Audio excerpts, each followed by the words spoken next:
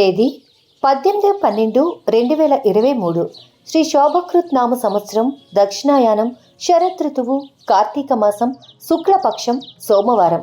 తిథి షష్ఠి.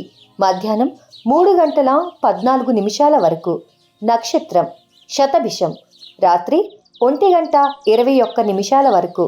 వర్జ్యం ఉదయం 9:38 నుండి 11:08 వరకు.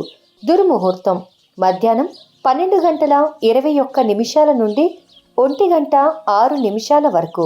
మధ్యాహ్నం 2:34 నుండి 3:01 వరకు.